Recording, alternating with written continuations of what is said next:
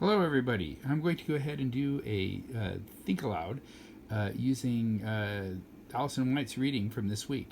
Um, so I'm just going to go ahead and model how we can do this activity using our phone and whatever recording material we have. You could print this out in order to do this, but I'm going to go ahead and just do this from the computer screen to see that you can do that pretty much with the tools you're accessing the class with. Okay, so here we go. Let's go ahead and start.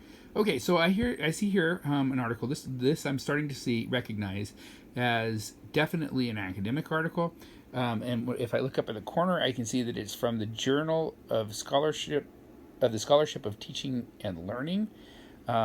It's also from June 2018, which means it's not a very old article at this point, but it is a couple years old anyway. And I can see that there's a full citation here. This is written by Alison White. She's from Ohio University, and there's even her what looks like her email address. Okay, the title of the article is Understanding the University and Faculty Investment in Implementing High Impact Educational Practices. Okay, so I have a couple of questions based on that title. The first one is what are high impact educational practices? And the second one is what is the faculty investment in this? Faculty meaning teachers, so university teachers and college teachers. What is their investment in this? I can see that there's an abstract. I'm going to go ahead and scroll down the screen a little bit to see what else is going on here. I can see that there is a subject title here, Background on Assessment and Investment. Okay, maybe that'll help answer my question on investment. As I go down a little bit further, there's another one, Active Learning Practices and Assessments. Okay, that's a little bit different from the practices from the title. Oh, but I see a list here. I wonder if this is some of these high impact practices they're talking about. I wonder if active learning practices and high impact practices are the same thing. University accreditation and program assessment. Okay. Budget concerns. Okay. Defining costs. It's going to be connected to the budgets, right? High impact practices, an example. Oh, that'll be really interesting. I wonder if I should jump ahead to that. I think I'm going to try reading it one time straight through and then maybe go to that. Discussion. Okay, so then there's like an expanded discussion section. I'm going to scroll down a little bit. It looks like there are a couple of other subject headings, but I'm going to come back to those. I wanted to see what kinds of references there were. Yeah, this is definitely, absolutely, in every way, an academic article. Okay, I'm going to kind of scroll up a little bit. Now, I have a temptation to read the abstract, so I think I'll go ahead and do that.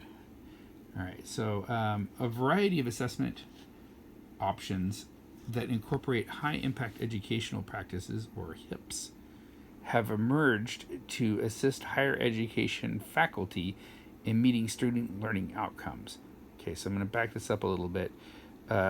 High impact practices, or HIPs as they're calling them, have emerged. Okay, so they've come up from someplace to assist higher college teachers in meeting student learning outcomes. So student learning outcomes like this class has, right? So like what students are supposed to be gaining from this.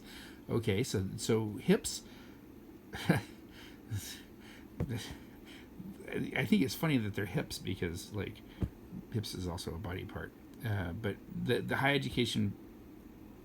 impact practices help students succeed. Okay, HIPs are teaching and learning tools. Oh, here's a definition. HIPs are teaching and learning tools which have been demonstrated to increase student engagement and persistence. Oh, okay. What are these tools? Oh, here they are. Practices. Oh, I'm so happy that it's answering this question right away. Right here, it says practices such as first-year seminars, rich text learning communities, rich text, sorry, excuse me, I misread that.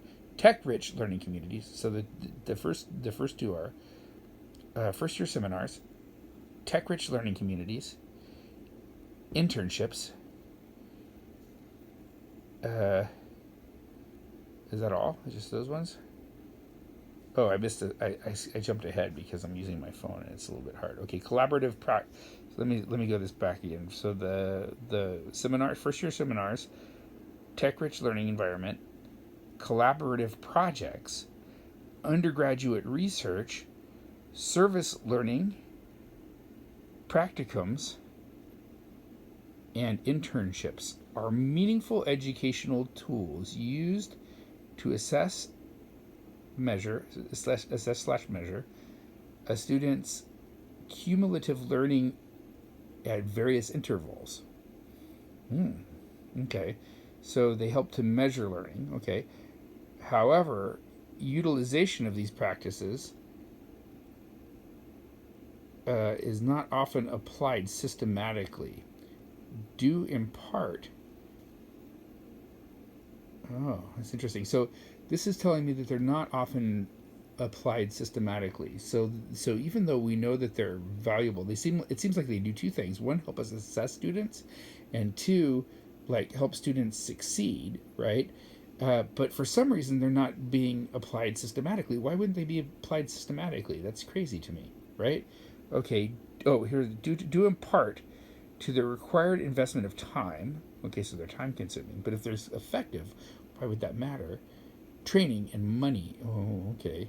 But still seems to me like the mission of a college or a university is to help students and to also to effectively measure that you are helping students. So therefore, it seems like that would be exactly what you want to spend the time, training, and money on.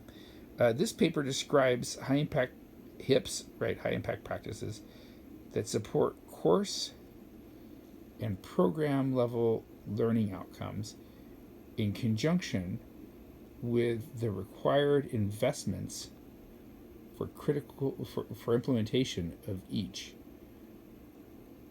An explanation into why these types of practices are critical to student learning and success unveils which students have access to these opportunities. Wait a minute. So that's telling me that some students don't have access to these opportunities. If it's which students have access to these opportunities, that means that some do. So this connects with earlier it talked about systematically.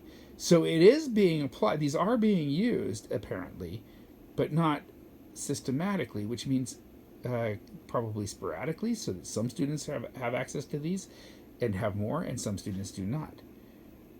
Findings emphasize the value of investing in these practices